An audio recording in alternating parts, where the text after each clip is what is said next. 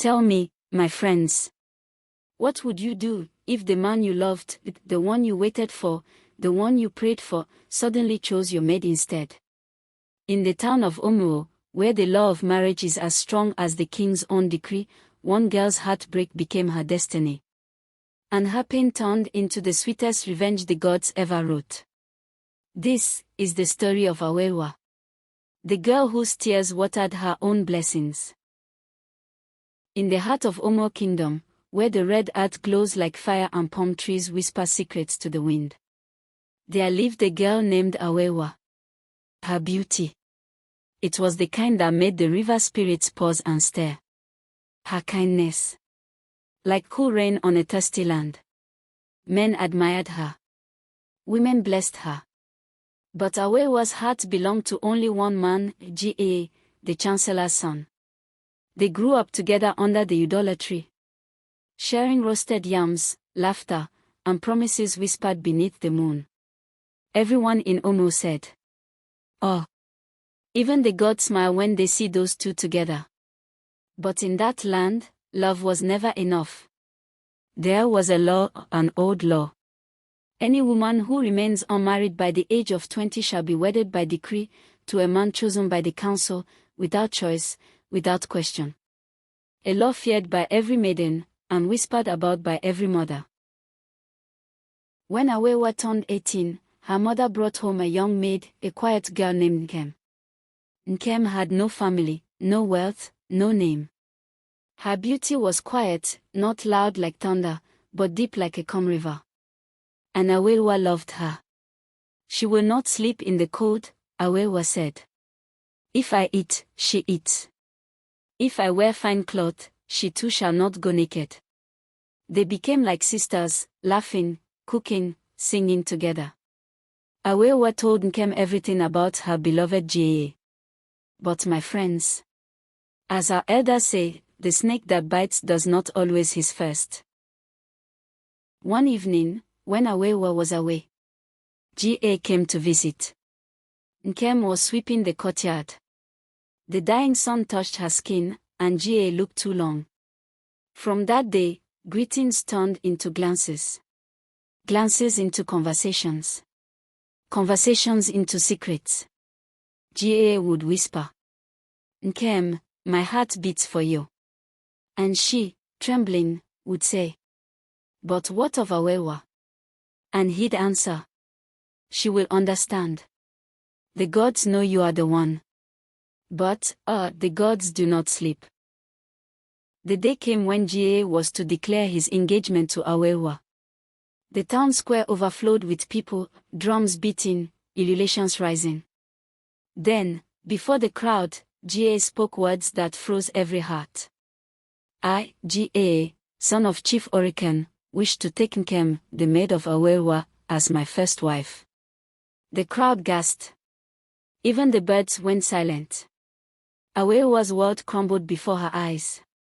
And to wound her further, Ga added, "Awelewa will still be my second wife. I owe her that much." Awelewa turned to Nkem, her friend, her sister. You, whom I loved like blood." Nkem knelt, but said nothing. And silence became her confession. That night, Awelewa did not sleep. When the rooster crowed, she stood before her parents and said, "Find me a husband. I shall marry on the same day Ga marries my maid." In that same town lived Obina, a humble palm wine tapper, strong, quiet, faithful. He had loved Awelewa in secret since childhood, but kept his feelings buried, for her heart belonged elsewhere. When her parents began to search for a husband, many rich men came forward. But it was Obina's father who spoke truth. "Our son has no riches, but he has a good heart. He will not break what you give him." Awelewa's parents agreed. And when she was told, she nodded gently. "I do not love him," she said, "but I will try." The day of the twin weddings arrived, one born of deceit, the other of destiny. At Chief African's palace, Ga stood in royal robes. his pride hiding his emptiness. Beside him, Nkem, veiled and trembling. Across town, Awelewa sat in her mother's courtyard. Her mother adorning her with coral beads and soft blessings. "Do you wish things were different?" her mother asked. "No," Awelewa said quietly. "The gods know what they are doing." Two brides spoke their vows under the same sky. Two fates sealed by the same moon.